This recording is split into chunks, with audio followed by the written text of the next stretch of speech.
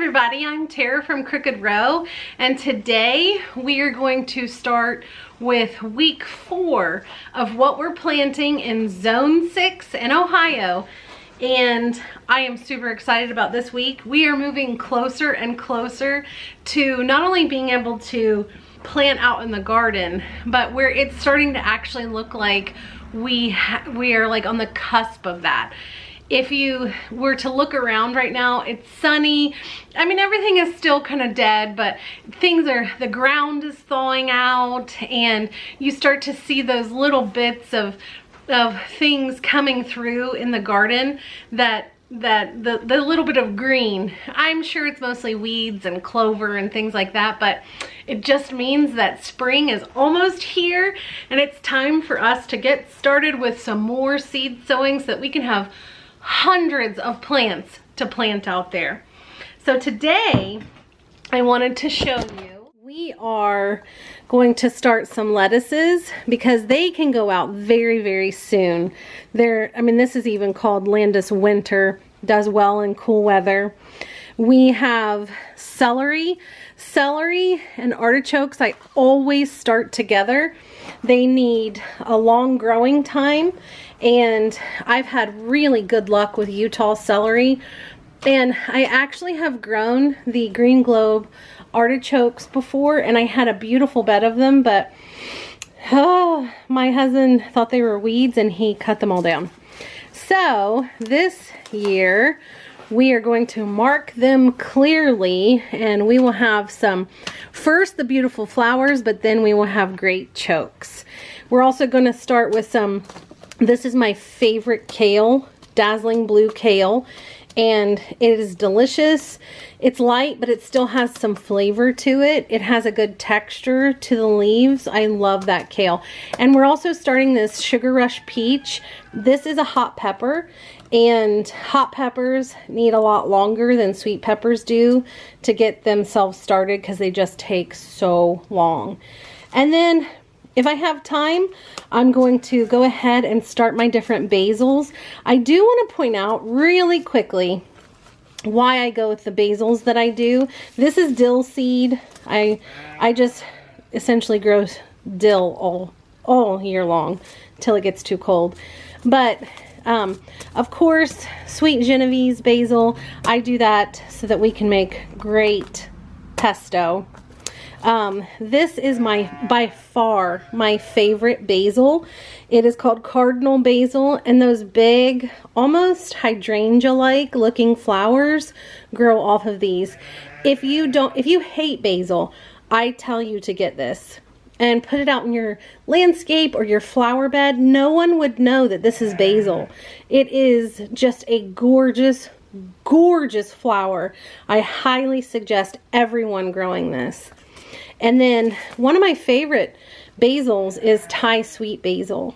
It does have like a slight sweetness to it. There is a difference. We have done side-by-side taste tests, and we can always tell which one has the Thai sweet basil in it. It is absolutely delicious, and I like to use this fresh in a lot of my dishes. The dark purple opal is just a really pretty flower. It kind of reminds me of coleus. And I use this more decorative than I do anything. You can use it, a lot of people make tea, and it will have this purpley, maybe magenta, might be a better word, to the water. And then if you add lemon, it turns it blue. So maybe we'll do that this year, and I'll show you guys. And then lemon basil, this is another one. Even if you hate basil, grow this one. It smells like you want things to smell. It's lemony, but it's not lemony like a lemon. It has this fresh, it's sweet, almost like bubble gum, the smell. And the taste is pretty lemony with some basil mixed in, but it's the smell that I just love. I would love to put this in soaps. So these are the plants that I'm going to get to today that I'm so excited about. And I just wanted to show you that I keep talking about these that are on Amazon. It is from Garden Zen, And it's a 5 set, and it is like, I think it's like 70 cells. And oh, it's right there. Duh. But there are 5 trays. And again, while these are not as sturdy as the ones from Gardener's Supply that I always talk about, and I have those as well, these will last you a couple seasons. And for all 5 of these, they were $30. Whereas one Gardener's Supply Grow Ease seed starting tray that is actually smaller than these, because while they're bigger, there's only 24 cells. So I like to have both, because there are some things that I do want a bigger cell on, and I'm slowly collecting, you know, the Gardener's Supply things every year.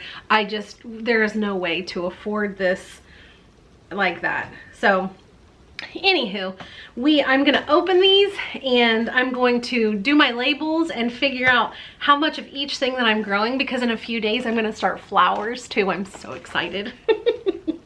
So, okay, so I'm gonna get started. I'm gonna make my seed starting formula, and I'm gonna fill my trays and write my labels, and then I'll get started starting my trays.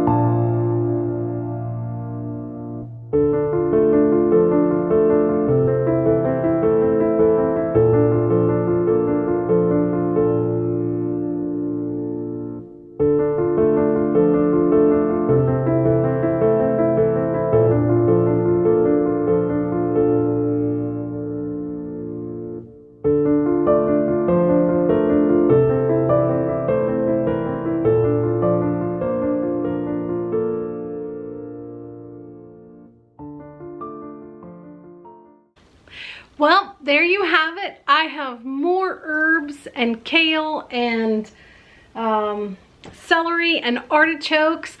I wanted to point out to you that I always do the celery alone, not for any other reason other than we just plant a lot of it. So we have celery, 70 celery planted. But I went ahead and I put the artichokes and the peppers together. And then I put all the basils and the lettuce and, let's see, basil, lettuce, yeah, basil, lettuce, and dill. I put all the basil, lettuce, and dill together. I put the celery in a tray all on its own, and then I put the hot peppers with the artichokes. And the reason I did this, I'm going to remind you every time I do this, is because they have similar germination rates. I'm going to take these 3 trays, put them in my grow room, and they will germinate around the same time so that I can remove the humidity dome at the same time.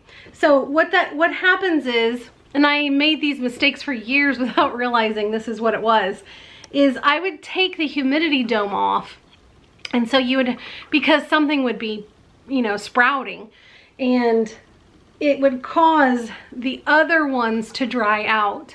And so you want them all kind of sprouting at the same time, because once they actually start germinating and you see green, you only actually have a couple more days with the humidity dome on, and then you're really gonna have to start regulating the cells to see if they sprout. A lot of times things won't sprout if it doesn't have that consistent moisture.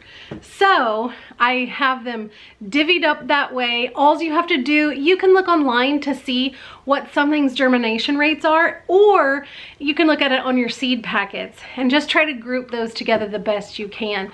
But this is week 4 of us putting out, this is week 4 of us starting our seeds in zone 6.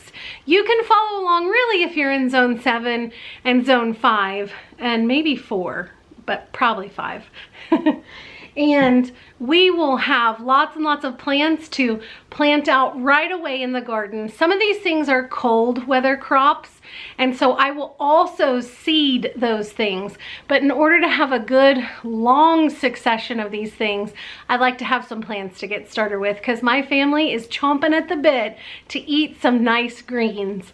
So thank you so much for watching. I hope that you follow along with us as we're starting our seeds. I hope you're starting your seeds, and we'll all do this together. And 2025 is going to be the best garden season ever. So remember, if we can successfully succession plant, anybody can. Thanks. Bye.